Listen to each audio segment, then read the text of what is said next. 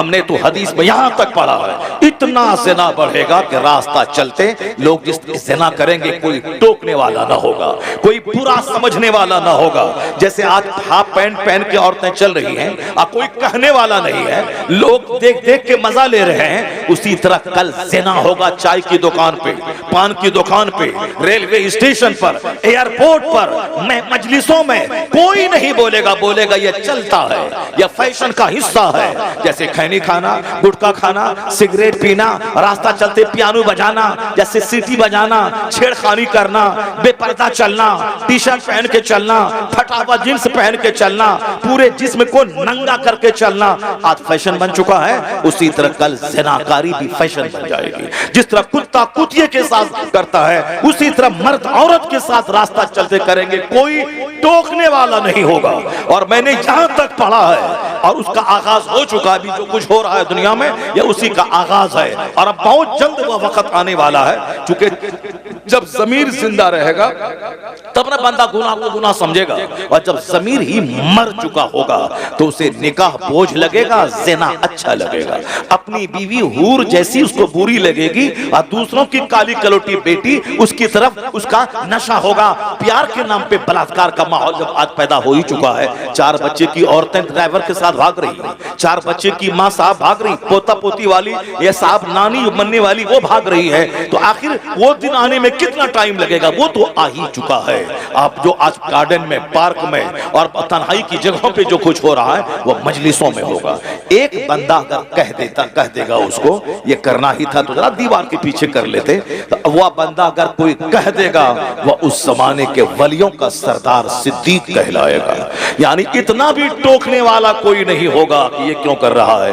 अगर कोई कह दिया कि ऐसा करना ही था, दीवार के पीछे कर लिए होते, वह उस जमाने का सिद्दीक होगा, वह उस जमाने के वलियों का सरदार होगा।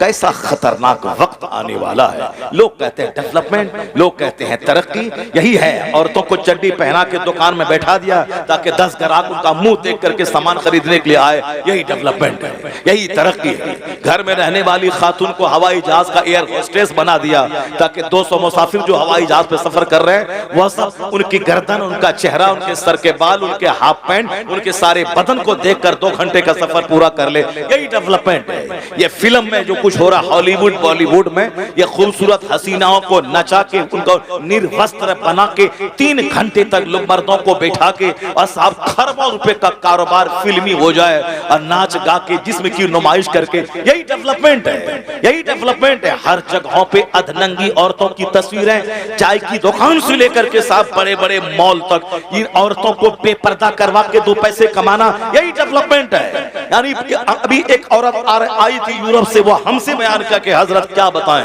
आंख के खून के आंसू रोना पड़ता। मैं भी लंदन गई थी और मैं वहां से वापस लौटी हूँ। वो बयान क्या, मुझसे बयान किया कि हुजूर सिर्फ एक धागा की तरह, जैसे कोई एक कपड़ा लपेटी हुई है, धागा की तरह एक कपड़ा है, बाकी नंगा, यानी को बुरा भी नहीं समझने वाला। अब फिर वो कहती कि क्यों मैं वहां चला गया, ऐसे मनाजिर को मैंने क्यों देखा, जबकि मर्द अंदर में टी शर्ट है, उसके ऊपर में शर्ट है, उसके ऊपर में कोट है, क्योंकि कोट और पैंट पहनने का रिवाज चला दुनिया में, पूरी दुनिया में। सारे लोग शादी ब्याह में कोट पैंट पहनते हैं साहब, सारे नेता अमेरिका यूरोप के सारे नेता मर्द वो साहब पहने हुए हैं कोट पैंट और अंदर में शर्ट है। ये मर्द जो अगर वह जींस नहीं बल्कि वह बनियान पहन के रहता तो भी कोई तूफान नहीं मचता, क्योंकि मर्द अगर बनियान पहन के कोई तूफान मचने वाला नहीं है। मर्द सिर्फ नाप से लेकर के यहाँ घुटने तक उसके सतरे औरत है, इसका छुपाना फर्ज है। घुटने से नीचे खुला हुआ रहे, कोई हलचल नहीं मचने वाला। नाप से ऊपर भी मर्द का बदन खुला रहे, न औरतों में कोई हलचल मचने वाली है, न मर्द में कोई हलचल मचने वाला है। मगर औरतों की पिंडली, औरतों की गर्दन, औरतों का चेहरा, औरतों की पेशानी, उनकी आंखें, उनकी नाक, सारा जिस्म ऐसा है कि जिसको देखने के बाद मर्दों के दिल में हलचल मचता है। इसीलिए पर्दे का कानून है और उसके एक कशिश मर्दों में रख दी गई है, और यह कशिश ही का नतीजा है कि एक भूतनी औरत को आदमी रानी बना के कबूल कर लेता है। उसी कशिश का नतीजा है कि एक औरत जो रहने वाली वो गुजरात की, अब वो अपने शौहर के साथ उत्तर प्रदेश के देहात में रह रही है, माँ बाप भाई बहन सारे संसार छोड़ करके इनके साथ रहती है। वही एक कशिश है, एक अट्रैक्शन है दोनों में, और उसका अगर गलत इस्तेमाल हुआ तो ज़िनाकारी का दरवाजा खोलेगा, और उसी का सही इस्तेमाल हुआ निकाह के जरिए फिर घर और समाज की आबादी का एक जबरदस्त जरिया बन जाता है। ये कशिश कुदरती तौर पर कशिश है। भूख लगेगी दाना चाहिए, प्यास लगेगी पानी चाहिए। उसी तरह औरतों की ख्वाहिश है दाने की तरह पानी की तरह,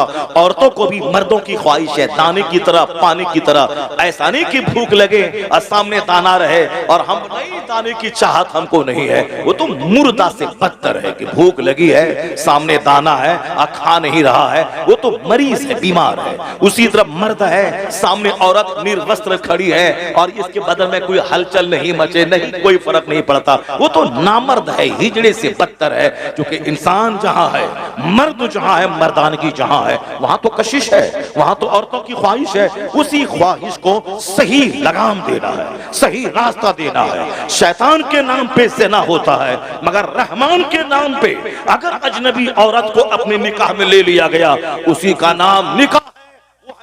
वहां से सवाब का दरवाजा खुलता है, औलाद पैदा होती है, दुनिया के चलने बसने का एक जबरदस्त इंतजाम हो जाता है। इसी हरामकारी को रोकने के लिए निकाह का तरीका है, मगर लोग आज निकाह को बोझ समझ चुके हैं।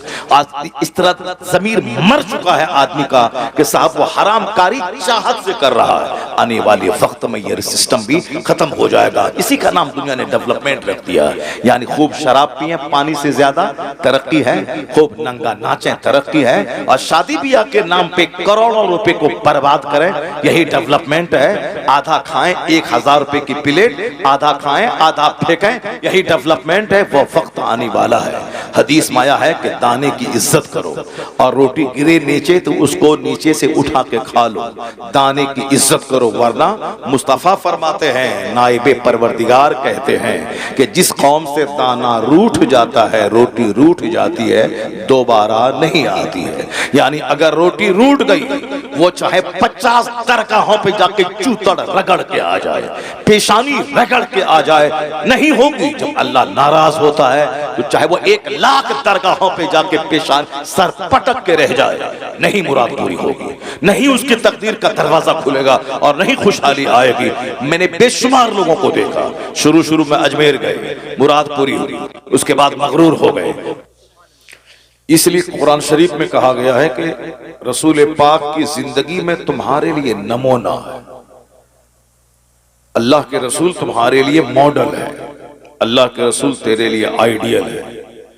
अपनी जिंदगी में हर स्टेज पे आका अलैहिस्सलाम की जिंदगी से नूर हासिल करो कि हुजूर जीते कैसे थे, आका का ताल्लुक अपनी बीवियों से कैसा था, हुजूर का ताल्लुक अपने पड़ोसियों से कैसा था, आका अलैहिस्सलाम रात कैसे गुजारते थे, आका अलैहिस्सलाम दिन कैसे गुजारते थे।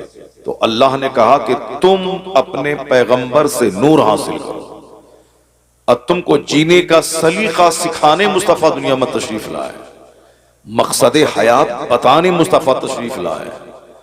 आका अलैहिस्सलाम जंग कैसे करें वो फलसफा बताने आए, और मैदान जंग में सुलह कैसे करें ये तरीका मुस्तफा सिखाने आए। अपने बच्चों की तरबियत कैसे करें ये हुजूर बताने आए हैं। दो बीवियों में इंसाफ कैसे करें ये राज मुस्तफा बताने आए हैं। हमें बहैसियत हाकिम कैसे रहना है ये थ्योरी सिखाने मुस्तफा आए हैं, और बहैसियत रिआया और महकूम मुझे कैसे रहना है ये फलसफा सिखाने मुस्तफा आए। From the cradle to the grave, माँ की गोद से लेके कब्र की गोद तक जीवन के सारे क्षेत्र में नेतृत्व करने, मार्गदर्शन करने, सही रास्ता दिखाने रहबरे दो आलम तशरीफ लाए। अब हुजूर की जिंदगी से एक चैप्टर में खोलता हूं कि कैसे हमारे लिए नूर है। हमारे घर में एक मैयत होती है, जरा गौर से सुनिएगा, कोई उठ के भागेगा नहीं। आज 4 घंटे की तकरीर मैं नहीं करूंगा, कल चूंकि 3 घंटे की एक लंबी तकरीर मैं कर चुका हूं, और उसके बाद रात में सोया नहीं हूं, और दिन भर मैं सफर करता हुआ अब तक आया हूं।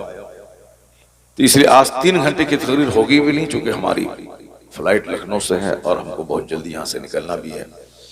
और फिर ऐसे भी लोग सुनना भी नहीं चाहते हैं। अब लोग 1 घंटा 1.5 घंटा बहुत है, वो 5 साल पहले लोग 4 घंटे की तकरीर सुनते थे, लेकिन अब लोग नहीं सुनना चाहते हैं।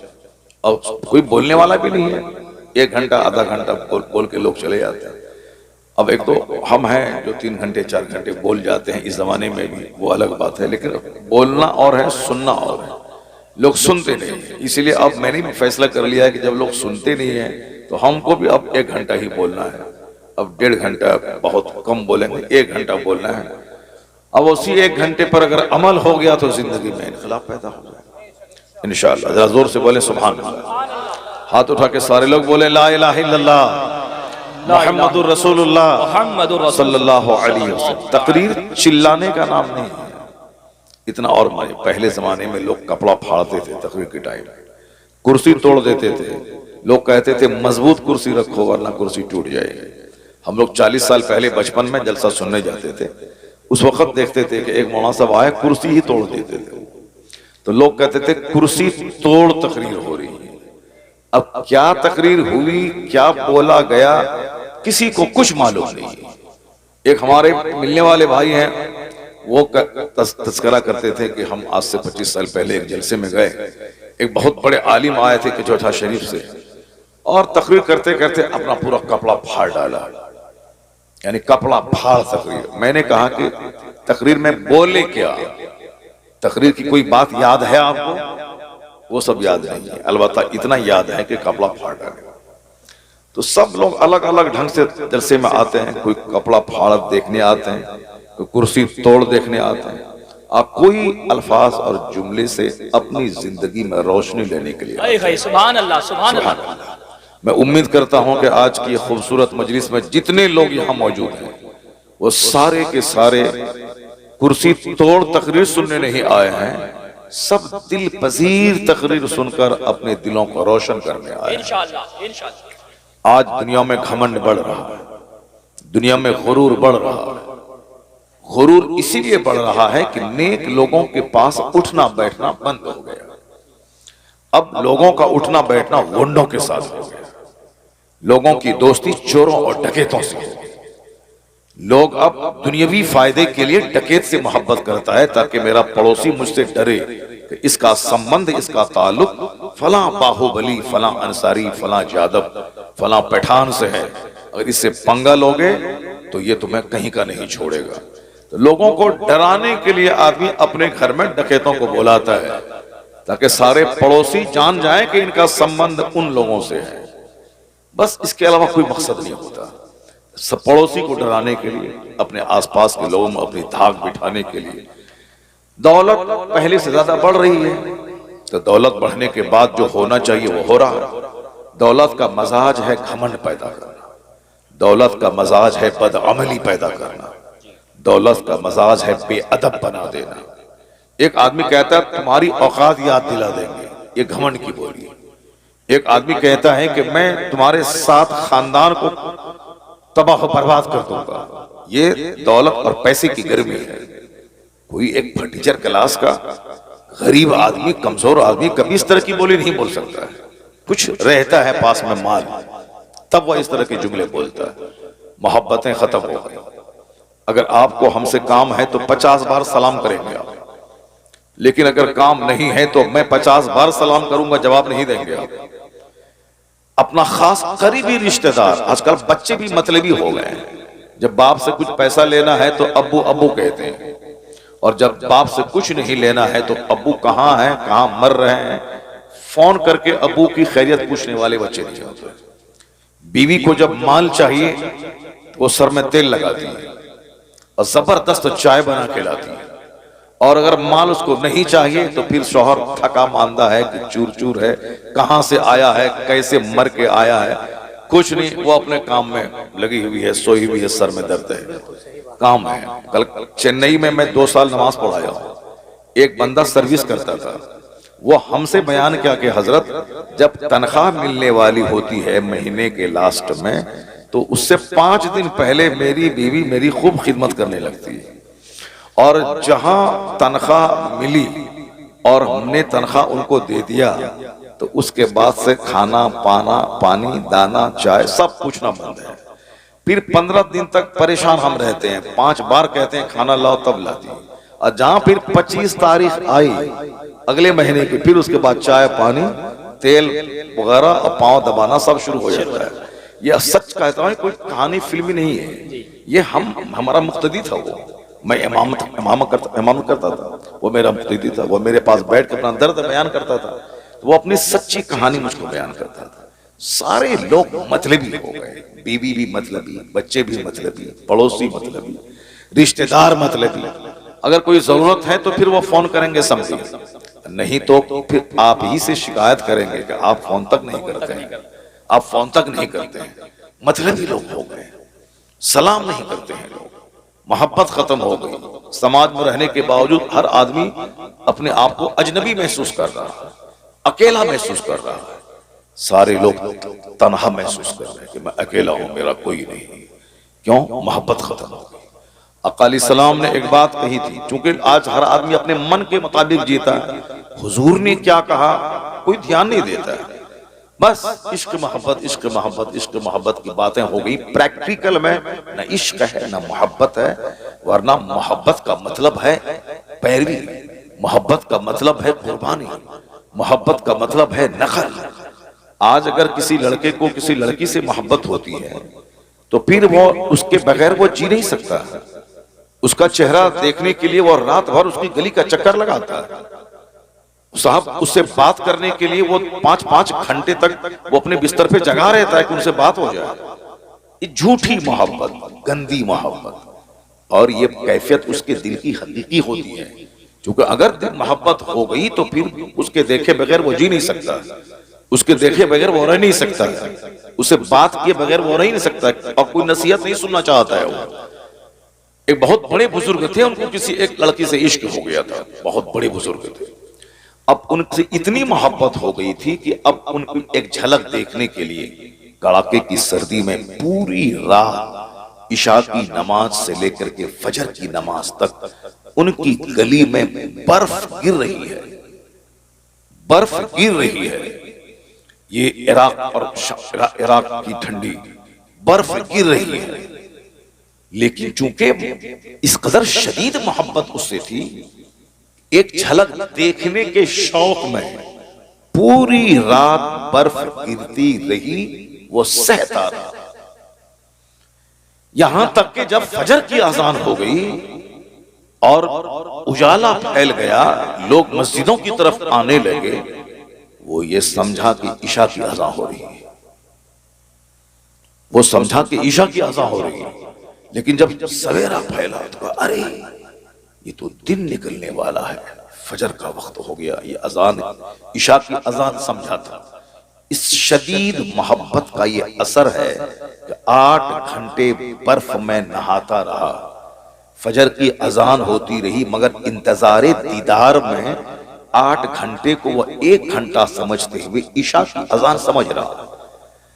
दिल में एक चोट लगी, एक दर्द पैदा हुआ। कहा, एक झूठी मोहब्बत में पूरी रात तुमने गुजार दी, यहां तक कि बर्फ गिरने का एहसास तक नहीं हुआ। काश ये लंबी रात अल्लाह की इबादत में गुजार देते। सुभान अल्लाह, सुभान अल्लाह। काश ये लंबी रात अल्लाह की इबादत में गुजार देते तो कितना मर्तबा तुम्हारा बुलंद हो गया होता। अंदर से नदामत हुई, शर्मिंदगी हुई, दिल ने बहुत ज्यादा उसको झंझोड़ा। वो नहाया धोया, तौबा किया, मस्जिद में गया, कहा इलाही मुझे माफ कर दे, मैं एक झूठे इश्क के चक्कर में पूरी रात गुजार दी, दर्द का एहसास तक नहीं हुआ, बर्फ गिरती रही, महसूस नहीं हुआ। काश ए अल्लाह वो हकीकी मोहब्बत में तुझसे कर लिया होता और फिर मेरी जिंदगी में ऐसी रोशनी होती कि मैं उस उजाले में जिंदगी के सारे लम्हात गुजार देता। इलाही जो हुआ सो हुआ, अब मैं तौबा करता हूँ, अब मैं तुझसे सच्ची मोहब्बत करने का वादा करता हूँ। सुभान अल्लाह, सुभान अल्लाह। अब वो बंदा ऐसा अल्लाह से इश्क किया, ऐसी मोहब्बत अल्लाह से की, अब किसी दुनियावी माशूक की मोहब्बत में गली नहीं लगाता, हमेशा अल्लाह की मोहब्बत से सरशार होता है। आदमी ये चोर था मगर आज नमाजी बन गया। जरूर जिंदगी में कोई बहुत बड़ा शौक लगा होगा, बहुत बड़ा झटका लगता है। ये आदमी डकैत था और ये आदमी आज बड़ा नमाजी बन गया, हाजी बन गया। उनकी जिंदगी में कुछ न कुछ ऐसा इंसिडेंट होता है, ऐसा वाकया पेश आता है जिससे उसकी जिंदगी में यू टर्न होता है, बंदा वहां से मोड़ ले लेता है, बंदा सच्ची तौबा करता है। अभी एक शख्स कल बोल रहा था, जरा गौर से सुनिएगा किस कदर जुनून है। Knowledge is power, knowledge is life, knowledge is best company. यानी जितनी भी इल्म की फजीलतें आज के दुनियादार हुक्मरां बयान करते हैं कि इल्म ताकत है, इल्म रोशनी है, इल्म जेवर है, इल्म साथी है, इल्म हथियार है, इल्म डेकोरेशन है, इल्म आर्म है, जितनी बातें आज दुनिया के बड़े बड़े पढ़े लिखे लोग करते हैं, वो सारी बातें अपने मन से नहीं गढ़ के, वो सारी बातें मुस्तफा ने 1400 साल पहले दुनिया को बता दी है। वो बातें मुस्तफा की हैं और ये अपनी बातें कह के दुनिया वालों के सामने बयान कर रहे हैं। यह एहसान इस्लाम का है, पैगंबर आज़म का है कि आज दुनिया में स्कूल्स हैं, कॉलेजेस हैं और पढ़ने पढ़ाने की बातें हो रही है। यह एहसान मुस्तफा की आमद का है कि आज दुनिया इल्म के नूर से जगमगा रही है। इसको तो मानना पड़ेगा। वो दो चार जलील किस्म के लोग अगर पैगंबर के खिलाफ कुछ बकवास कर रहे हैं, वो जलील अंधे हैं। आंख बंद करके सूरज का इनकार, वो आंख बंद करके वो कहते हैं कि रात नहीं है, वो आंख बंद करके कहते हैं। तो अगर कोई किसी पागल कमीने चुट्टे के कह देने से अगर कि आज सूरज नहीं है तो ऐसा नहीं हो जाएगा कि सूरज नहीं है। अगर कोई खसीस और कोई रजील बोल दे कि जलसे का फायदा नहीं है, उस कमीने के बोलने से इसका नहीं माना जाएगा कि जलसे का फायदा नहीं है। वो रजील, वो खबीस, वो मरदूद क्या जाने, ये एक दरसगाह है जलसा, जहां से हजारों लोगों को दीनी मसाज मिलता है। तुम अगर नहीं नमाजी बने, लाखों लोग वो हैं जो खिताबत सुन सुन के नमाजी बने हैं। अगर तुम दीनदार नहीं बने तो जाओ तुम जहन्नम की आग में जलो।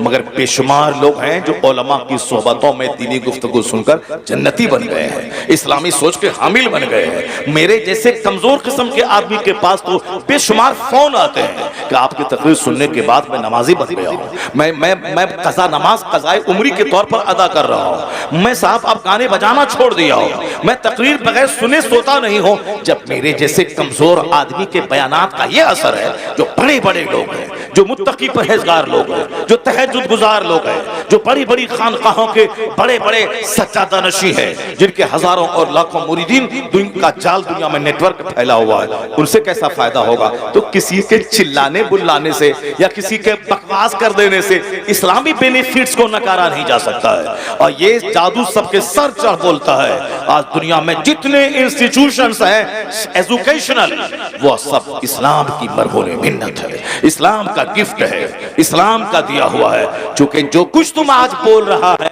ये वही नारा है जो मुस्तफा ने 1500 साल पहले दुनिया वालों को अता फरमाया।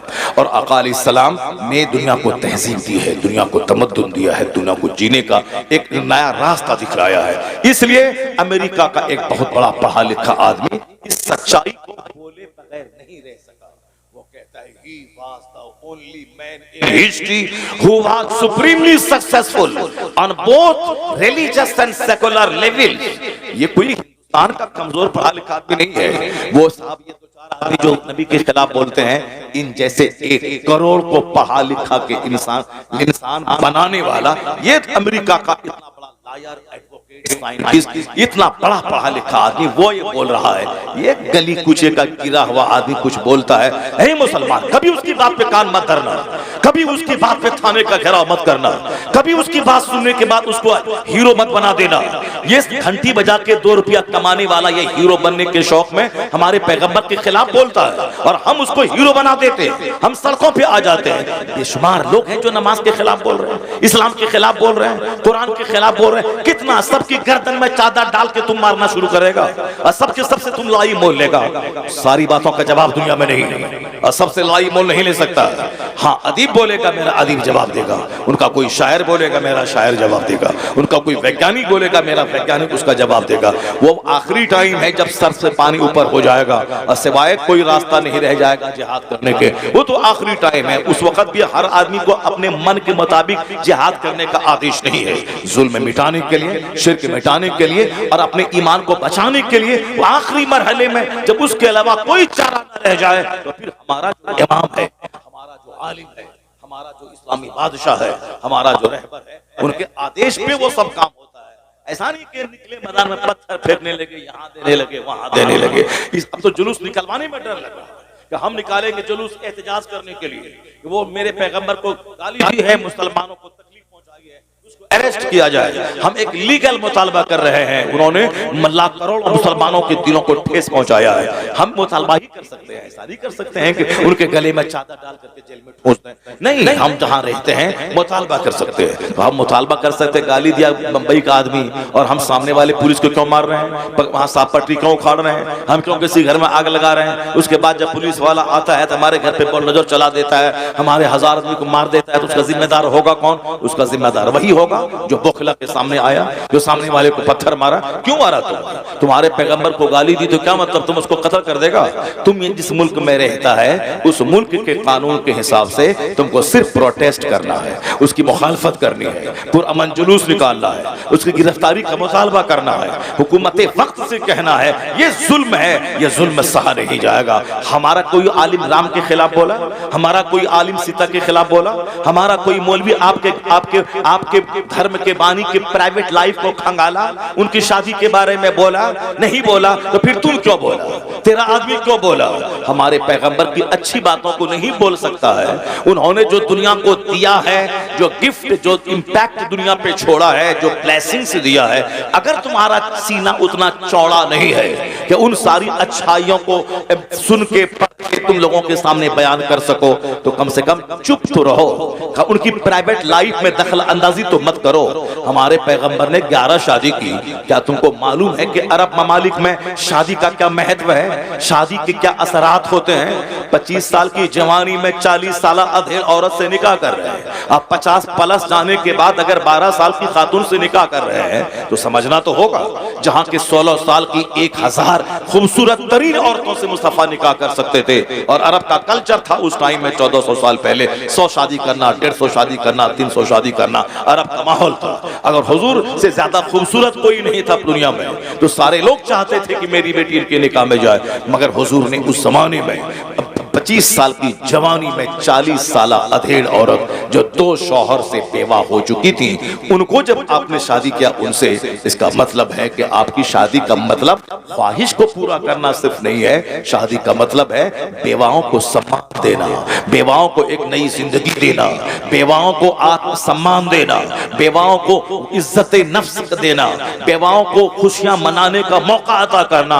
अब अगर क़यामत तक किसी बेवा की शादी होगी तो एहसान मोहम्मद अरबी का माना जाएगा कि हुजूर ने कहा अब बेवा से शादी करके बता दिया, उस उम्र में जिस उम्र में आपके हुस्न की कसम, हुस्न की सौपहार, हुस्न की खैरात चांद लेता था, सूरज लेता था। हम लोगों ने मुस्तफा को नहीं देखा है, लेकिन जिसने मुस्तफा को देखा है उनका स्टेटमेंट आज तक किताब में मौजूद है। हजरत अबू हुरैरा कहते हैं सरकार का कांधा ऐसा था जैसे किसी चांदी को ढाल दिया गया हो। हजरत अनस कहते हैं मुस्तफा का चेहरा ऐसा था कान्ना शम्सा तजरी फी वजहिही, गोया हुजूर के चेहरे में सूरज तैर रहा हो। ये जिन लोगों ने देखा उनका स्टेटमेंट है, उसमें कोई नमक मिर्च लगाया नहीं गया, हू बहू जो उसका स्टेटमेंट है वो है। हजरत जाबिर इब्ने समूरा कहते हैं कि राय तो हम चांद को देखते थे, 14वीं रात का चांद, यानी जिस दिन वो 14वीं रात का चांद, 14th नाइट, 14वीं रात का चांद, मून ऑफ 14th नाइट, जो एक ही दिन चांद जवान होता है, बाकी जिस दिन उगा हुजूर के कहने की माने, फिर थोड़ा बड़ा थोड़ा बड़ा थोड़ा बड़ा, 14वीं रात को फुल जवान होता है। फिर 15वीं रात से घटना शुरू है, डाउनफॉल, 1 इंच 2 इंच घटते घटते फिर सूखी हुई टहनी की माने बारूक हो गया। कहते हैं जाबिर इब्ने समूरा 14वीं रात का चांद चमक रहा था, हुजूर मेरे सामने थे, सरकार के जिस्म अक़दस पे एक चादर थी जिसमें सुर्ख रंग की धारी थी। मैं कभी हुजूर को देखता था और कभी चांद को देखता था, तो फैसला किया दिल ने कि मुस्तफा का चेहरा चांद से ज्यादा खूबसूरत है। वह वजहू अहसनो मिनल कमर, उनका चेहरा चांद से ज्यादा खूबसूरत है। अरब के लोग तमन्ना करते थे कि काश मोहम्मद अरबी से मेरी बेटी का अक़्द हो जाए, मेरी नस्लें फख्र करेंगी, मगर उस खूबसूरती का नमूना शख्स जैसा हुसैन जमील न पैदा हुआ न क़यामत तक पैदा होगा। हुजूर ने 40 साल अधेड़ औरत से पहली शादी 25 साल की उम्र में किया। इसका मतलब है उस शादी में हिकमत है बेवाओं को सम्मान देना, बेवाओं को इज्जत देना। अब अगर वही नबी 50 साल प्लस जाने के बाद अगर 12 साल की खातून से निकाह कर रहे हैं तो फिर ऐसे नहीं देखो तुम्हारे नबी ऐसा कर दिया, ऐसा कर दिया। नहीं नहीं, वहां जब पहली शादी को मिला के समझोगे तब हिकमत समझ में आएगी। जब शादी की तमन्ना थी उस वक्त तो 40 साल अधेड़, और जब 50 प्लस जाने के बाद ऐसे भी ख्वाहिश आदमी की नेचुरली घट जाती है, औरतों की चाहत 50 साल के बाद कम हो जाती है। उस जमाने में 9 साल 12 साल की खातून से सैयदा आयशा रज़ियल्लाहु तआला अन्हा से अक़्द करना, इसका मतलब है जब वहां हिकमत है यहां भी हिकमत होती है, यहां हिकमत होती है। और कोई मैटर नहीं मिलता है 1400 साल के अंदर में काफिरों, मुशरिकों, इस्लाम के दुश्मनों को ले दे करके इसी शादी के पीछे पड़ा रहता है। सरकार की जितनी बीवियां हैं उन तमाम बीवियों में सारी बीवियां बेवा थी, अक्सर बीवियां बेवा थी या कुछ तलाकशुदा थी। एक बीवी आपकी सिर्फ कुंवारी थी जो सैयदा आयशा थी। वह हुजूर ने अपनी चाहत से नहीं किया था, अल्लाह ताला जनाब जिब्राइल अमीन के जरिया हुजूर के ख्वाब में सैयदा आयशा का चेहरा दिखला के ये कहा था अल्लाह की पसंद है कि इससे आप निकाह कर ले। तो सैयदा आयशा की शादी हुजूर ने चाहत से नहीं की थी। ये 9 साल 10 साल की है और हमारी सारी बीवियां तलाकशुदा हैं और बेवा है, एक लड़की एक खातून चाहिए उसको जो कुंवारी मिल जाए। नहीं नहीं, वो अल्लाह की पसंद थी, कायनात के खालिक की पसंद है। और जिसने मुस्तफा को नबी रसूल और सारे रसूलों का सरदार बनाया उस खुदा की पसंद है ये, इसलिए पसंद है। हिकमत वहां यही थी, जिस तरह सारी शादी हिकमतों से भरी है। एक खानदान है मदीने में जो कहता था इस्लाम मिटा देंगे, जो कहता था इस्लाम के पैगंबर को कत्ल कर देंगे, जो कहता था इस्लाम का साथ देने वाले मुस्तफा के सहाबा को निगल जाएंगे। लेकिन उस खानदान की एक बेवा खातून से हुजूर ने शादी कर ली, वो खातून रजामंद हो गई। और जब उस खानदान की बेटी मुस्तफा के निकाह में आई और हुजूर के अखलाक, हुजूर के किरदार, हुजूर के तमाम कमालात को देखने के बाद जब वो खातून अपने खानदान के बाप दादा के सामने बयान किया तो पहले तो वह लोग सोचा था कि मोहम्मद ऐसे हैं वैसे हैं, लेकिन जब अपनी बेटी की ज़बानी हुजूर की खलवत, हुजूर की जलवत, हुजूर की तन्हाई की सारी दास्तान सुनी, सारा कबीला कलमा पढ़ के मुस्तफा का गुलाम।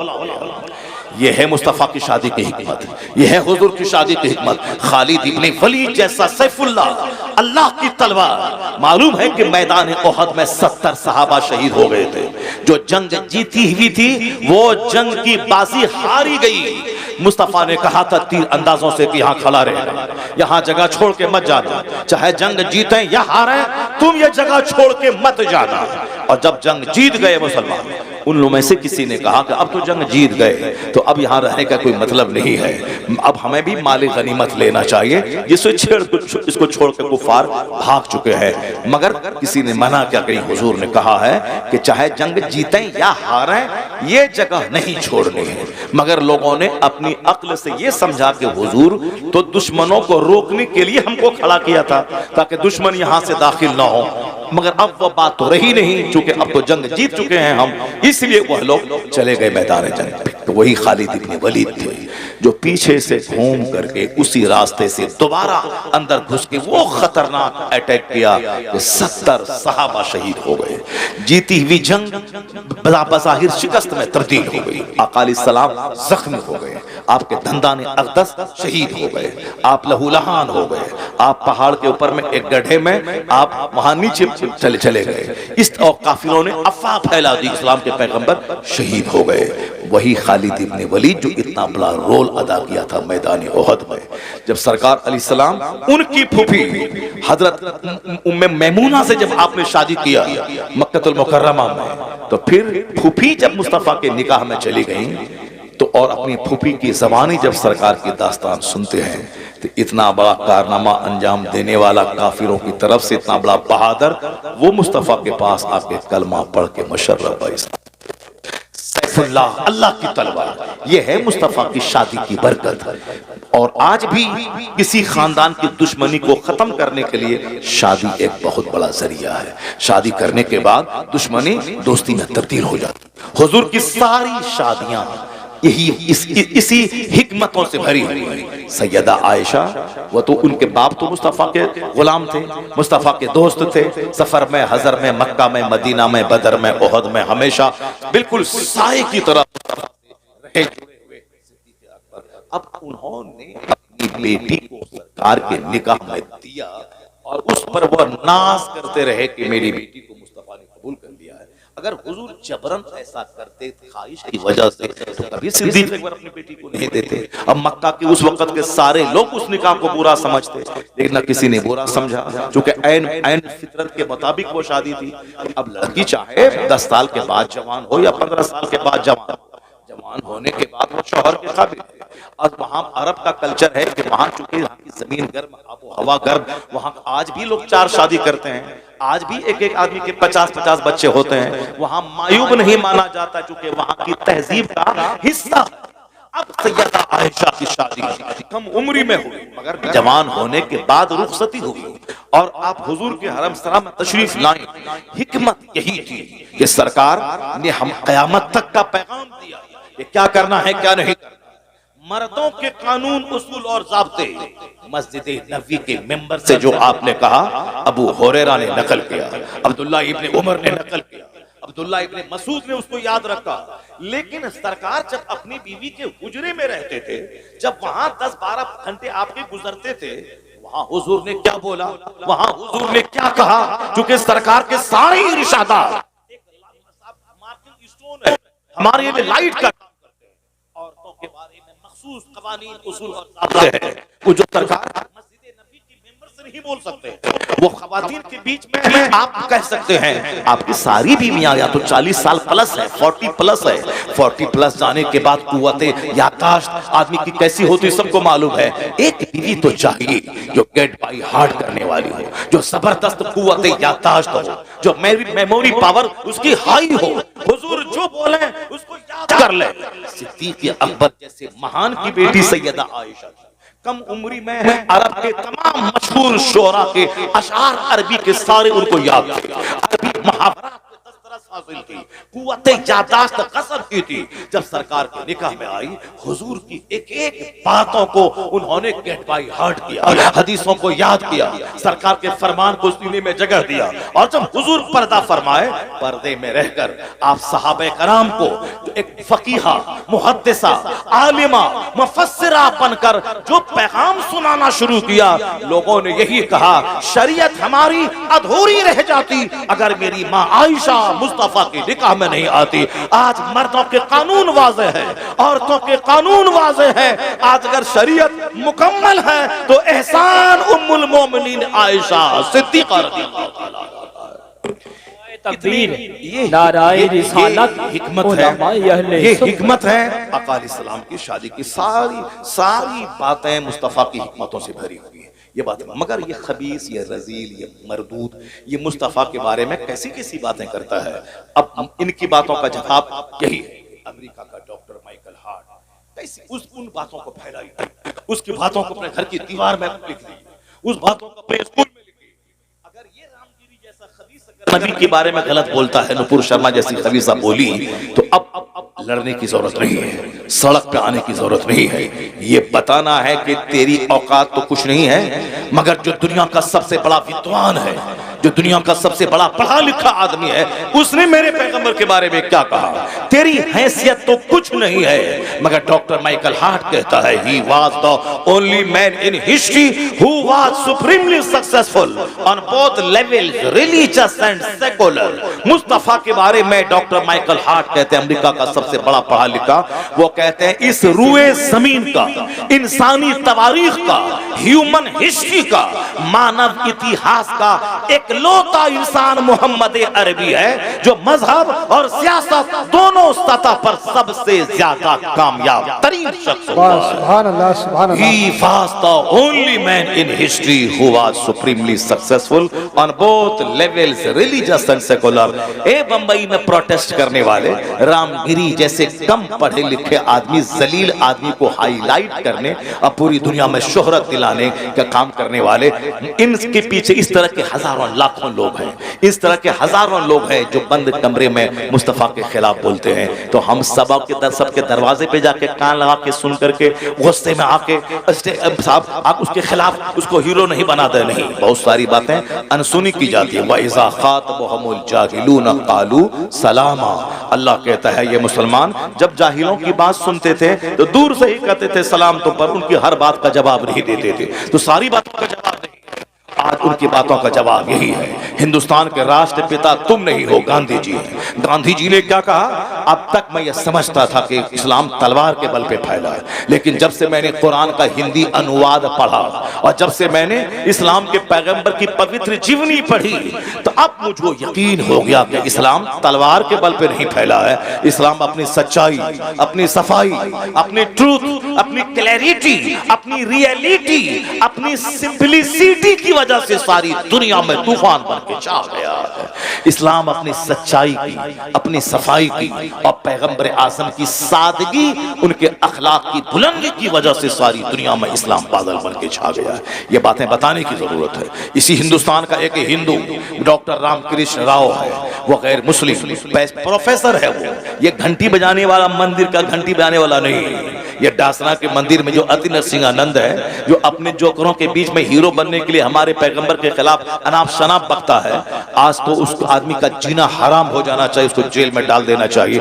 ऐसी खतरनाक बातें उन्होंने कह दी हैं जो बात 1400 साल में शायद किसी ने नहीं कही है, मगर उस खबीस मरदूद ने वो खतरनाक बात कह दी। मगर हमारी गवर्नमेंट 40 करोड़ मुसलमानों के जज्बात को नहीं समझ पा रही है, उसे जेल दे देना चाहिए, वरना हम तो उसकी गर्दन में तलवार नहीं चला सकते, हम तो चादर नहीं डाल सकते। बस हमारा दिल जख्मी है, मगर हम इतना कह सकते हैं कि ये घंटा बजाने वाला और दूसरों के दान दक्षिणा पे अपनी जिंदगी गुजारने वाला, ये क्या जाने मुस्तफा कौन है? रामकृष्ण राव हिंदू है, मैसूर यूनिवर्सिटी का प्रोफेसर है। उसने मेरे पैगंबर की शान में एक किताब लिख दी, Muhammad the prophet of Islam. उस किताब का एक चैप्टर में हजारों बार मुसलमानों के सामने बयान किया हूं, सिर्फ इसी शौक में बयान किया हूं कि दो चार लुच्चा लफंगा अगर मुस्तफा के बारे में खिलाफ बोलता है उसके पर कान धरने की जरूरत नहीं है। ये जबरदस्त हिंदू स्कॉलर प्रोफेसर, उसने मेरे पैगंबर के बारे में क्या कहा है, इसको पढ़ने, घर की दीवार में लिखने, स्कूल में लिखने, अपने गैर मुस्लिम लोगों को बताने की जरूरत है कि वो भी तो हिंदू है। इतना बड़ा दानिश्वर पढ़ा लिखा, वो क्या कहता है? वो कहता है the personality of Muhammad, it is most difficult to get into the whole truth of it, only a glimpse of it I can catch, what a dramatic succession of this picturesque scenes, this is Muhammad the prophet, Muhammad the warrior, Muhammad the statesman, Muhammad the orator, Muhammad the saint, Muhammad the just, Muhammad the refuge of orphans, protector of slaves, emancipator of women, all these magnificent roles in these departments of human activities, he is alike a hero। Ramakrishna Rao कहता है जब मैं मुस्तफा के कमालात को पढ़ता हूँ, एक chapter खत्म नहीं होने पाता, उनके कमालात का दूसरा चैप्टर सामने आ जाता है। मैं इसी तरह पढ़ता जाता हूँ, उनकी क्वालिटीज का चैप्टर आता जाता है। वो कहते ये मुस्तफा है, ये मुअल्लिम है मुस्तफा, मुजाहिद है मुस्तफा, जाहिद है मुस्तफा, औरतों की आबरू के मुहाफिज है मुस्तफा, गुलामी की जंजीर से आजादी दिलाने वाले हैं मुस्तफा। वो कहते हैं इंसानी जीवन के हर क्षेत्र में जो हमारा नेतृत्व मुस्तफा ने किया है उसको देखकर कहा जा सकता है इस धरती का लाजवाब अबकरी इंसान है मोहम्मद मुस्तफा। सुभान अल्लाह। नारे तकबीर, नारे तकबीर, नारे रिसालत, इस तरह से मसलके आला हजरत हजरत मुफ्ती बेशुमार बात है। इस तरह से जो हम आपके सामने हम गाहे बयान करते रहते हैं और आज 20-25 साल से हम इस तरह की बातें बयान कर रहे हैं, लोगों को बता रहे हैं। यूरोप का एक दानिश्वर बोला है, greatness of purpose, smallness of means and astounding result. If there are 3 criteria of human genius, who could dare to compare in modern with Muhammad in modern history. उन्होंने क्या कहा? वो यूरोप का एक बड़ा पढ़ा लिखा आदमी वो कहता है कि एक आदमी को बड़ा होने के लिए जिन जिन क्वालिटीज की जरूरत है, जो क्राइटेरिया है किसी आदमी की को जांचने का, ये महानता को जांचने का जो क्राइटेरिया है, वो सारे क्राइटेरिया को ले आओ और जांचो और देखो कौन है जो मोहम्मद अरबी से बड़ा हो सके। वो कहते हैं all standard by which human greatness may be measured is anyone greater than ही।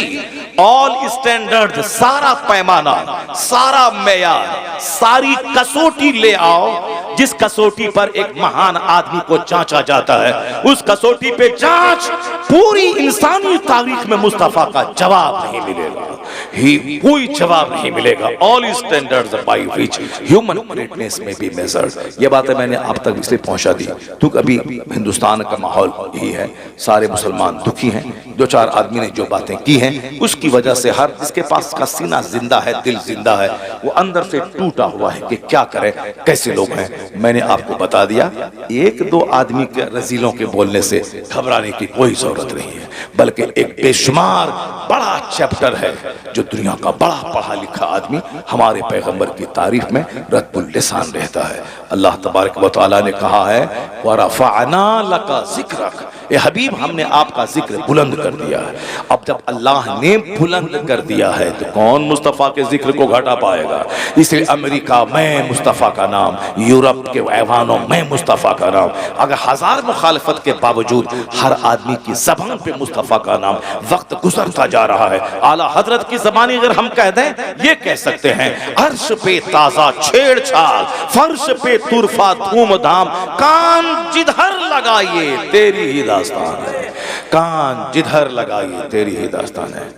क्या मौलाना साहब, हाँ हाजत से जा रहे हैं? चलिए ठीक है, मेरा भी टाइम पूरा हो गया, 1 घंटा से ज्यादा हो गया, मगर अब 2-3 बातें सरकार गौस आज़म रज़ी अल्लाह तआला अन्हु के ताल्लुक से मैं आप तक पहुंचा देता हूँ, क्योंकि ये वक्त की ज़रूरत थी, हिंदुस्तान के हालात का तकाजा था। नौजवानों के बूझते हुए दिलों को मैंने एक चिंगारी दी है, रोशनी का सामान पैदा किया है। मैंने मुसलमानों की साहब उसके हौसला जो पस्त हो रहा था उसको मैंने जवान करने, उसको हौसला देने की मैंने कोशिश की है। NRC के टाइम में भी जब मुसलमान सारे के सारे परेशान थे, उस वक्त भी मैंने एक बयान दिया था और मैंने कहा था चाहे कुछ भी कर ले, नाचे गाएं कूदें, इस्लाम का नाम दबने वाला नहीं है। इस्लाम की वो क्वालिटी मौजूद है, चाहे कोई भी दुश्मनी करे, ये वो दरख्त है जितना भी काटोगे हरा होता चला जाएगा। उस वक्त में आबादी कितनी थी और आज 40 करोड़ की आबादी हिंदुस्तान में कलमा पढ़ने वालों की है। ये बोखला के ये बोलता है कि वो दासना का वो घंटी बजाने वाला वो बोखला के बोलता है कि सारे हिंदू ढेर बच्चा पैदा करो, ढेर बच्चा पैदा करो। इस पागल है क्या ये? पहले बोलता है हम दो हमारे दो, आबादी ढेर बढ़ रही है, आबादी ज्यादा हो रही है, मसला हो जाएगा खड़ा रोजी रोटी का, इसलिए अब बच्चा कम पैदा करो। और आज हमारी दुश्मनी में कहता है कि ढेर बच्चे पैदा करो, ढेर बच्चे पैदा करो। ढेर बच्चे पैदा करने से क्या होगा बंदे? सारी दुनिया का खुदा है जो अपने महबूब का नाम इतना ऊंचा किया है कि कोई दुनिया का हादसा मुस्तफ़ा के नाम को घटा नहीं पाएगा। एक नाम मोहम्मद है जो बढ़कर घटा नहीं, वरना हर एक उरूज में पिन्हा ज़वाल है, हर उरूज में पिन्हा ज़वाल है, मगर एक नाम मोहम्मद है जिसको कोई ज़वाल ही नहीं है। अभी अगर दुनिया 10,000 साल और बाकी रहेगी तो 10,000 साल में मुस्तफ़ा का कलमा पढ़ने वाला अभी 200 करोड़ है। अगर दुनिया 10,000 साल 2,000 साल और आगे बढ़ी, यह 200 करोड़ की तादाद 1,000 करोड़ में बदल जाएगी। और मुझे यकीन कामिल हासिल है, चूंकि अल्लाह ने महबूब का जिक्र इतना बुलंद किया है कि बाद अज खुदा बुजुर्ग तो ही किस्सा मुख्तसर। अल्लाह के बाद अगर कोई सबसे बड़ा है मुस्तफ़ा की ज़ात गिरामी। सरकार गौसे आज़म की कहानी बहुत सुने होंगे आप। गौसे आज़म 12 साल की डूबी कश्ती निकाल दिया, गौसे आज़म ने मरी हुई मुर्गी को जिंदा कर दिया। ये करामत ही हम लोग सुनते रहते हैं। गौसे आज़म की जिंदगी से नूर मिलता है। गौसे आजम की जिंदगी से हौसला मिलता है। गौसे आजम की जिंदगी से हौसला कैसे मिलता है? हुजूर की जिंदगी की एक चैप्टर जो मैं बयान करना चाह रहा था, बातें इधर चली गई, तो अब एक चैप्टर में बयान करता हूँ। आज हमारे घर में कोई बच्चा मर जाता है, जरा गौर कीजिए, समाज का हाल देखिए, कहाँ हम हैं। सिर्फ नाम जबान से है, बाकी प्रैक्टिकल में सब फेल है। कोई क्रिकेटर को लेके बैठा है, कोई फिल्म के एक्टर को लेके बैठा है, कोई नेता को लेके बैठा है, कोई किसी को लेके बैठा है, यानी अपना रहनुमा के तौर पर कि किसके लिबास का जो रंग है उस रंग को हम पहने। लड़का लड़की के रंग को लेके चल रहा है, लड़की बाल कटा के लड़का बनना चाह रही है, लड़का बाल लंबा बढ़ा के रबड़ लगा के लड़की बनना चाह रहा है। सारा काम उल्टा पुल्टा दुनिया में हो रहा है। तो जो उल्टा पुल्टा करता हो ये हमारे लिए मॉडल बन पाएगा क्या? ये हमारे लिए मॉडल बन पाएगा? जो नाच के 2 रुपया कमाता है फिल्म में, वो हमारा मॉडल बन पाएगा क्या? हम उसके बाल रखने में नकल करें, कपड़ा पहनने में नकल करें। हमारा बच्चा अगर उनकी तरह बाल रख रहा है, अगर हाथ में धागा पहन रहा है, अगर वो पाँव में कड़ा पहन रहा है, तो ऐसा नहीं है कि ये हमारा बच्चा जान नहीं रहा है उनको। वो तो नाच के 2 पैसा कमाता है। वो तुम्हारे लिए कैसे मॉडल बनेगा कि उनका हेयर स्टाइल तुम अपना लो, उनका लिबास का स्टाइल तुम अपना लो? नहीं नहीं, मोहम्मदी हो, मोहम्मदी बन जा। मुस्तफ़ा का लिबास, मुस्तफ़ा का पसंदीदा कलर, मुस्तफ़ा का हेयर स्टाइल। अकाली सलाम जो बाल रखते थे जुल्फ, वह जुल्फ का कोई जवाब नहीं है। सरकार का जुल्फ जब बढ़ जाता कांधे तक हो जाता, कान की लौ तक रहता, पूरे सर में बराबर बाल रखते थे। आज भी जिनके सर में बराबर बाल रहता है और वो बाल आधा कांधा तक रहे, इतना हसीन वो लगता है कि कोई जवाब उसका नहीं है। या ये जोकर की तरफ बाल चारों तरफ मूंड लिया, अब बीच में थोड़ा बाल बढ़ा लिया, या देखने में भी बड़ा अजीब सा लगता है। लोग रख लेते हैं अलग बात है, मगर देखने में अजीब लगता है, जोकर की तरह लगता है। लेकिन अगर पूरे सर में बराबर बाल है और जुल्फ है यहाँ तक, वो जुल्फ देखने में कितना खूबसूरत लगता है। चाहे कपड़े का 1000 कलर दुनिया में हो जाए, लेकिन व्हाइट का कोई जवाब नहीं है दुनिया में। न व्हाइट कलर का पेंट का जवाब है, न व्हाइट कलर के कार की जवाब है। भले ही आज ब्लैक कलर चला हुआ है, मगर थोड़ी सी धूल जमी तो कार की जैसी की तैसी हो जाती है। चाहे वो फॉर्च्यूनर रहे, चाहे वो साहब इनोवा क्रिस्टा रहे, चाहे वो साहब महिंद्रा कंपनी की स्कॉर्पियो एन क्यों न रहे, कोई भी गाड़ी है, ब्लैक कलर की गाड़ी थोड़ी सी धूल चढ़ी वो बदसूरत होती। मगर व्हाइट चाहे 50 दिन उस पर धूल जम जाए, मगर उसके बावजूद भी उसका व्हाइट कलर की वजह से वो गाड़ी चमकती रहती है। व्हाइट का कपड़ा, व्हाइट कलर, क्योंकि व्हाइट मुस्तफा का पसंदीदा रंग है। सुभान अल्लाह। यही वजह है कि आज उस रंग को अमेरिका पसंद करता है, वो रंग फिल्म का हीरो पसंद करता है, वो रंग एक बड़ा लीडर पसंद करता है, वो रंग सबकी पसंद है। वो जो उस रंग में हुस्न है, उस रंग में सादगी है, क्योंकि वो मुस्तफा की पसंद है। मेडिकल पॉइंट ऑफ व्यू से कहते हैं कि जो लौकी कद्दू है, इसमें ये इस कदर डाइजेस्टिव है कि चाहे जिसके 1000 गैस्ट्रिक हो, मगर वो बिल्कुल सूद हजम है, जल्दी हजम हो जाने वाली वो चीज है। क्यों? वो गोश्त में डालें तो गोश्त लाजवाब, कद्दू को जिस मछली में डालें, गोश्त में डालें, साग में डालें, आलू में डालें, दाल में डालें, जिसमें डालें जवाब नहीं उसका, सब कुछ लाजवाब है। क्यों? इसलिए कि वो लाजवाब मुस्तफा की पसंद है, वो लाजवाब मुस्तफा की पसंद है वो। अब मेरे पास वक्त रहता तो मैं बताता दुनिया का सबसे पहला खरबपति उसने मुस्तफा की हदीस के ताल्लुक से क्या कहा। चूंकि उसमें जाऊंगा तो 1 घंटा उसके लिए चाहिए अलग से, तो फिर दूसरे मौके से मैं बताऊंगा। आज इतना जान लें, आज अगर हमारे घर में एक मैयत 70 साल के बुढ़े की हो जाती है, तो आपके उत्तर प्रदेश में क्या हाल है ये हमको मालूम नहीं है, और हमारे बिहार में जो एक डैमेज हाल है मुसलमानों का वो ये है, अगर एक मैयत घर में हो जाती है तो लोग क्या कहते हैं, अरे कोई कुछ कर दिया है, कोई कुछ कर दिया है, अब घर की बंदिश करवाओ, घर की बंदिश करवाओ। अब क्या होता है, आमिल तलाश करो। आमिल बोलता है तुम्हारे घर में कोई कर दिया है, इस बार बाप मरा है, अगले बार माँ मरेगी, उसके बाद बेटा मरेगा, पूरे घर को साफ करने वाला खतरनाक जादू चला दिया है, इसीलिए धीरे धीरे पूरा तुम्हारा घर समाप्त हो जाएगा। अरे बाबा अब साहस मसले का हल कर दो, 50,000 रुपए लगेंगे। अब औरत बेचारी बोलती है कि घर भेज के मगर दीजिए वरना सब मर जाएगा, तो क्या करेंगे आप?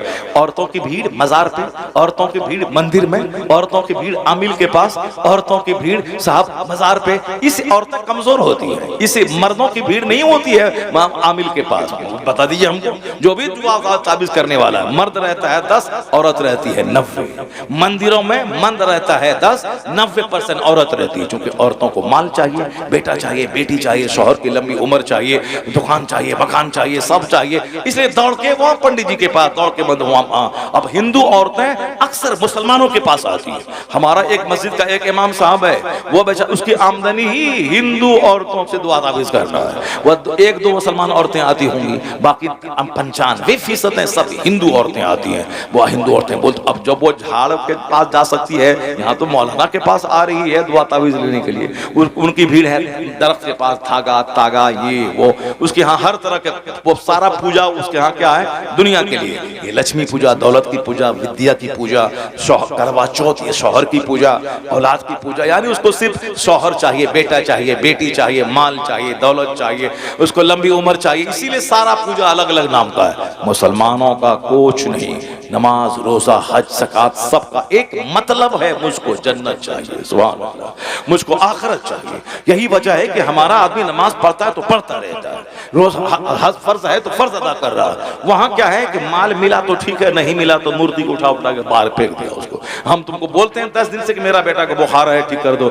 नहीं ठीक किया, लिया उठा के फेंक दिया उधर, तो उसको अपने मन से जिसको चाहा खुदा बना लिया, जिसको चाहा उठा के फेंक दिया। हमारे यहाँ चूंकि सारी इबादतों से मतलब मकसद है जन्नत और आखिरत, इसलिए मस्जिद आबाद, मदरसा आबाद, खानका आबाद, जलसा आबाद, काबा आबाद, 24 घंटे तवाफ चलता रहता है। चूंकि मकसद दुनिया दौलत नहीं, मकसद जन्नत पाना है, और वह क़यामत कायम होने के बाद है, इसीलिए आबाद। और वहां चूंकि औरतों की भीड़ है, औरतों का दिल कमजोर होता है, उसी का देखा देखी हमाम बाबा के पास औरतों की भीड़ है, नहीं हमारा पूरा घर उजड़ जाएगा। अब इतना सर के बाल नोचती है कि जाना होगा बाबा के पास, अब 50,000 उसको दो, वो घर क्या की बंदिश क्या करेगा, वो बोलता है हाँ चलो ठीक हो गया, आप कोई नहीं मरेगा। ये बताइए कोई बात भी नहीं मरेगा, दुनिया में हर पैदा होने वाले को मर जाना है, और ये बोलता है कि अब कोई नहीं मरेगा।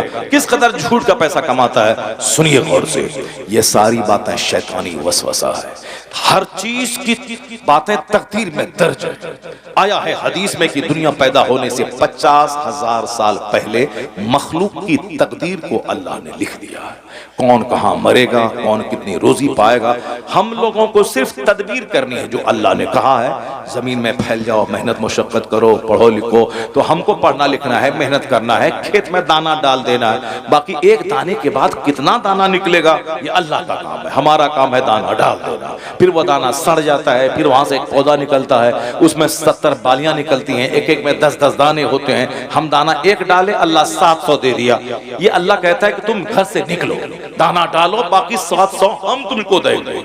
अगर घर में बैठा रहेगा तो नहीं, दाना देंगे हम, मगर तुमको घर से निकलना होगा, दुकान में बैठना होगा, मेहनत करनी होगी। तो हम मेहनत करने वाले, तदबीर करने वाले, बाकी कितना मिलेगा ये अल्लाह को मालूम है, और वह सब अल्लाह ने लिख दिया है। कौन कहाँ मरेगा, कितनी उम्र में मरेगा, माँ के पेट में मरेगा कि पैदा होते वक्त मरेगा, कि माँ की गोद में मरेगा, कि जवान होके स्कूल जाते हुए मरेगा, कि बारात में जाते हुए मरेगा। अभी कल की बात है, एक बारात जा रही थी और बिल्कुल तेज रफ्तार झारखंड में स्कॉर्पियो, अब वो जंगल से जल्दी से पहुंच जाए, बारात लोग पहले देर से निकलते हैं और जल्दी पहुंचना चाहते हैं, उसी में स्पीड दिया, अनकंट्रोल होकर गाड़ी टकरा गई दरख्त से, 4 लोग स्पॉट डेथ कर गए, चारों लोग मर गए। अब उसी टाइम कहीं लड़का मर जाता है, कहीं लड़की मर जाती है, कहीं बारात वापस होने में मर जाती है। तो कभी इसलिए मैं कहता हूँ, कभी भाई बच्चा माँ के पेट में मर जाता है, कभी पैदा होते हुए मर जाता है, कभी गोद में दूध पीते मर जाता है, कभी स्कूल जाते हुए मर जाता है, कभी शादी के दिन मर जाता है, कभी शादी के बाद आके मर जाता है। अब कोई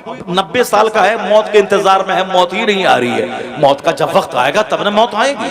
तो मौत के बारे में ये कहना कि कोई कर दिया होगा, कोई जादू कर दिया होगा, ये अल्लाह पर से यकीन कमजोर हो रहा है। अब हुजूर की जिंदगी में देखें सरकार, और ऐसा नहीं कि कोई अल्लाह का वली है तो हम दूसरों को फूंक दिए तो बच्चा पैदा हो गया, बेटा हो गया, तो हम हमारे घर में सब बेटी है तो अब हम क्या करें, हम हमारे घर में ऐसा है तो अब तो आदमी बोलेगा नहीं साहब उसका ऐसा है, उसका ऐसा कैसे होगा।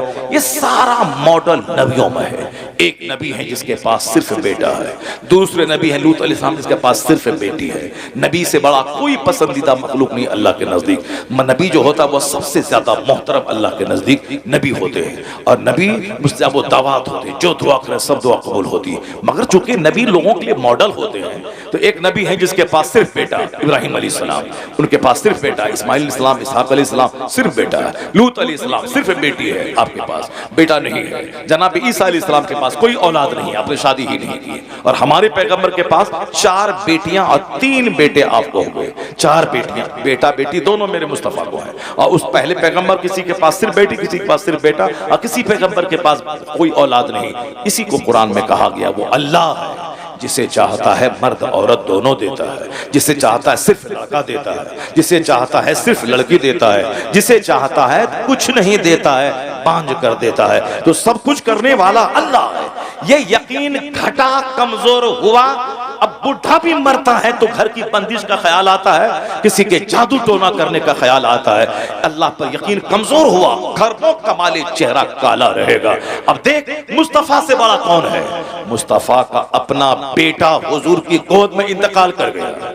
सरकार दो जहां की आंख आंसू बहा रही है, मगर हुजूर ने क्या कहा? ए इब्राहिम, आपके बेटे का इब्राहिम था, जबकि हुजूर बहुत प्यार करते थे उससे, घंटों गोद में लेके रखते थे, उसे प्यार करते, पेशानी चूमते। और जो औरत दूध पिलाती थी उनके घर में जाते थे, उनका घर में लोहे का कारोबार होता था। सरकार नफीस तबीयत के मालिक थे, मगर उसी धुएं में बहुत देर तक बैठकर अपने बेटे से प्यार करते थे और फिर वहां से अब आ जाते थे। इतनी मोहब्बत थी, मगर इंतकाल हो गए। इंतकाल के बाद हुजूर ने नहीं कहा फूंक मारा ताकि जिंदा हो जाए दोबारा, नहीं नहीं, बल्कि मुस्तफा क्या कहते हैं? ए इब्राहिम, मैं तेरी जुदाई से मगमूम हूं, मैं मगमूम हूं, मैं गम है और आंख आंसू बहा रही है। वह तब की आईनी, मेरी आंख आंसू बहा रही है, मैं तेरी जुदाई से मगमूम हूं, मगर मैं ऐसा कुछ नहीं कहूंगा जिससे मेरा खुदा नाराज हो जाए। मेरा दिल अल्लाह के फैसले पर मुतमईन है।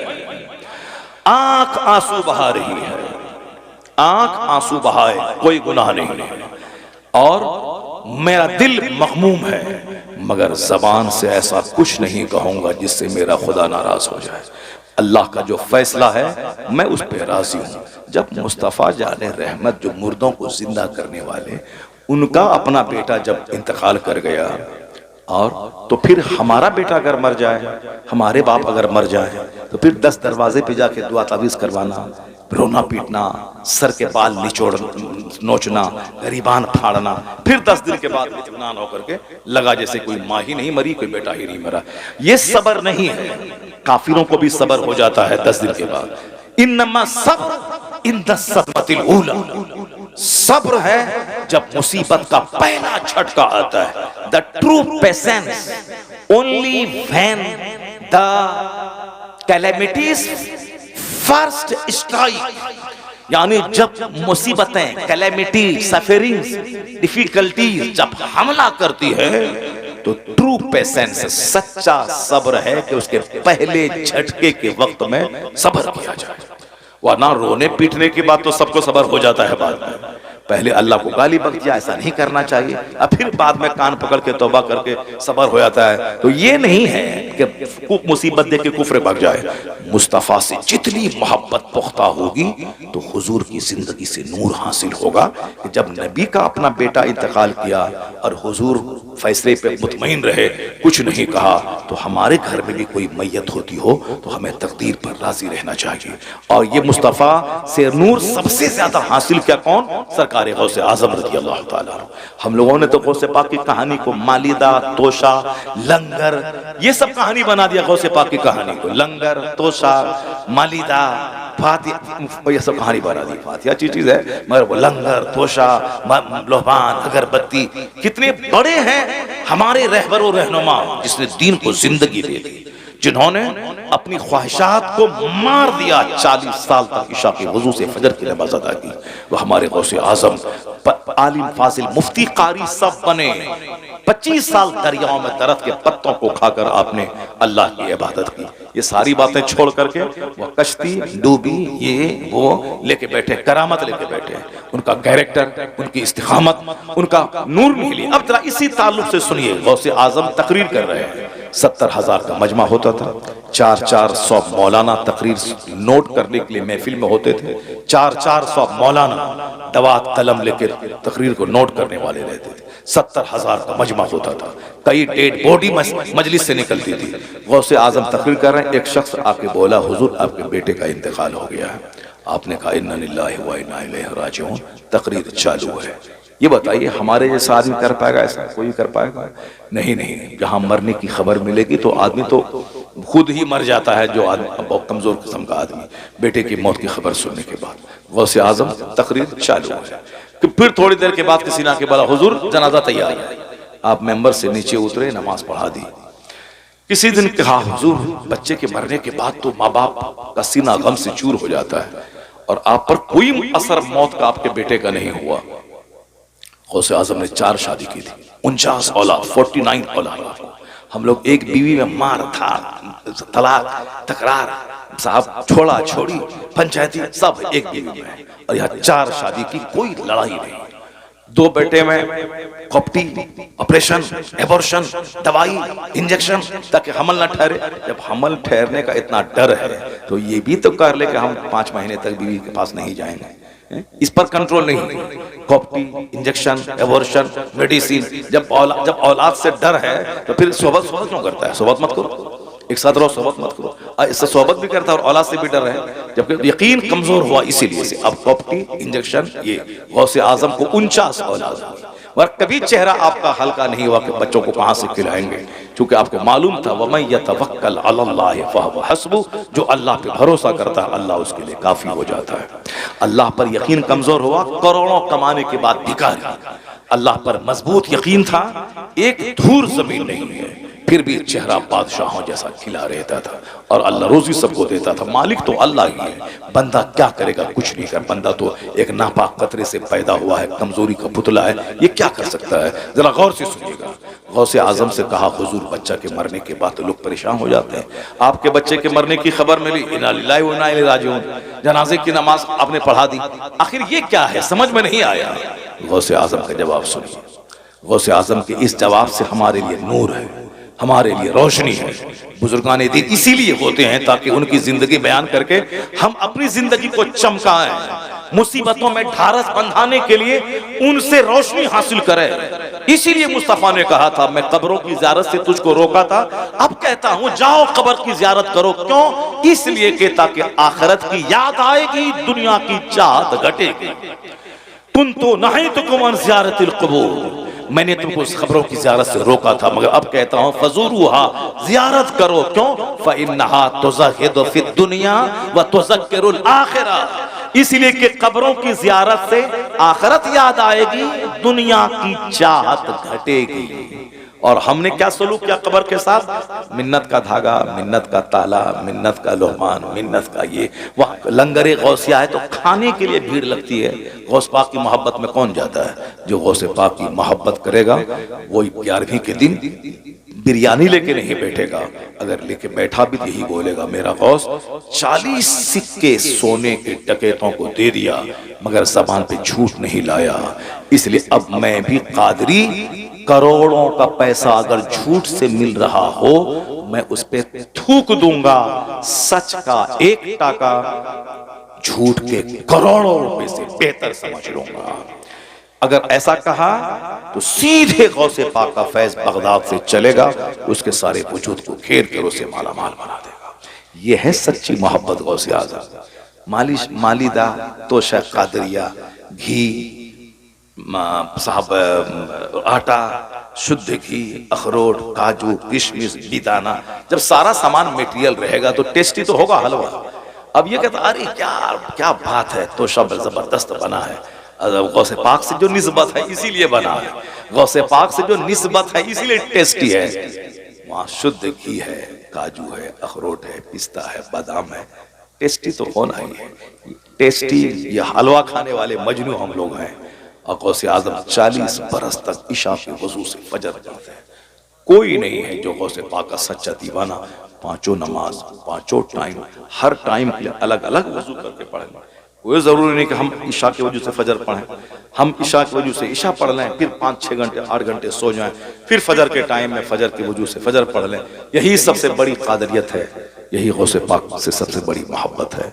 तो जो काम करना चाहिए वो काम तो है नहीं, खाली जाहिर को लेके बैठे हुए हैं। अल्लाह तबारक व तआला हमको आपको गौसे आजम की जिंदगी से नूर हासिल करने की तौफीक अता फरमाए। आमीन। व आखिर दावाना अनिल हम्दुलिल्लाह।